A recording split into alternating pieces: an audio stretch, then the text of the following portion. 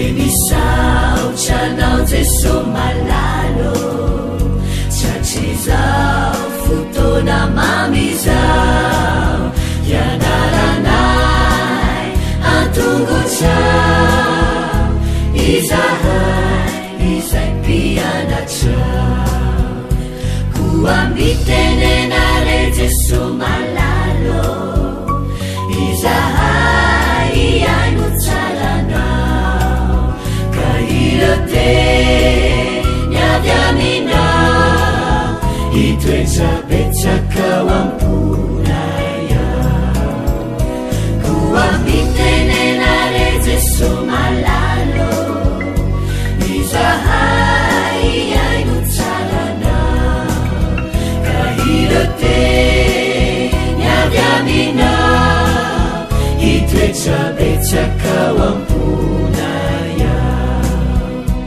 irote niavy aminao itoetrabetsakao amponaya.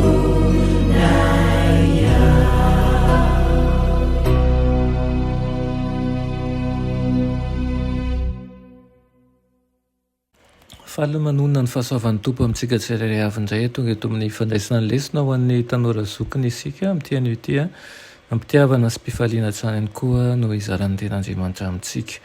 Alohan'ny derantsika ny amin'izany anefa dia vavaka isika. I tompo Andriamanitra eo mbola velom-piderana anao izahay sy velom-pisaorana anao ny amin'ny tompo-toana izay omenao anain'io mangataka aminao izay mba hiasanao tokoa ny fonay ka ahafahanay mandray ampahatokiana sy ampinoana ny teninao ary ny koa itony fahamasinana ny fanarananao zahay tonoana sy angatany aminaran'i Jesosy. Amen. Lohateny lesonantsika androany dia manao hoe fahalalana an'Andriamanitra. Ny fahalalan'Andriamanitra dia avo tahaka ny lanitra ary malalaka tahaka n'izao rehetra izao.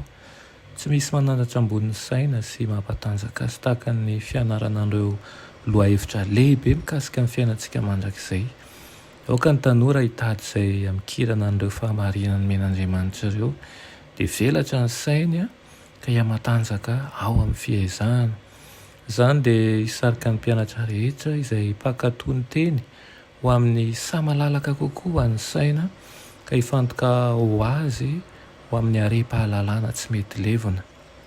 Ny fanabeazana tokony ho azo antoka amin'ny fandinihana ny soratra masina dia fahalalana iainana ny drafitra ny famonjena. Ny fanabeazana toy izany dia hamerina ny endrik'Andriamanitra eo amin'ny fanahy, ampahery sy ampatanjaka ny saina nohitra ny fakapanahy zany sy hahatonga mpianatra hiara-miasa amin'ny Kristy eo amin'ny asa-pamindram-pona ny rahanazy eo amin'izao tontolo izao. Tonga azy ho anisan'ny fianakavian'ny lanitra zany ary hanomana azy hanana anjara amin'ny lovan'ny olona masina ao amin'ny mazava. Nefa ny mpampianatra ny fahamarinana masina dia tsy afaka izara afa-tsy izay fantany tamin'ny fanandramana nataony.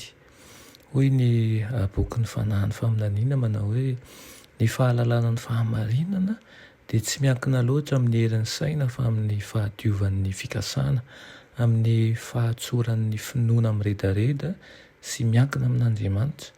Manatona akaiky an'ireo izay mitady ny fitarihan'Andriamanitra amin'ny fo feno fanetretena ny anjelin'Andriamanitra nomena ny fanahy masina hanokatra eo amin'ny aretsarobidin'ny fahamarinana. Mibaiko antsika Andriamanitra hameno ny saina amin'ny eritreritra ambony, amin'ny eritreritra madio, irina isika isaintsainany amin'ny fitiavana sy ny famindram-pony ka andinika ny asany magaga eo amin'ny drafitra lehibe ny fanavotana. Amin'izay dia iamazava ary iamazava hatrany ny fahatakarantsika ny fahamarinana, hisondrotra hatrany iamasina hatrany ny fanerentsika ny famindram-poa sy ny fahazavan-tsaina. Ny fanahy mitoetra amin'ny rivotra madio ny fisainana masina dia hovan'ny firaisana amin'Andriamanitra avy amin'ny alalan'ny fianarana ny soratra masina. Dia irinana izany mba ao amin'ny ivontsika tsirairay avy ka tonga antsika hanana fandavantena ny amin'ny fanaovana ny asan'Andriamanitra. Amen. Vavaka isika. Sotranao zaray tsara indrindra fa mbola nomenao ny teninao indray. Mangataka aminao izay mba hotehirizinao ponay mandrakariva ny finoananao ka ho mpianatra ao mahatokotokoana izay atoky amin'ny zavatra rehetra nomenao anay aminaran'i Jesosy. Amen.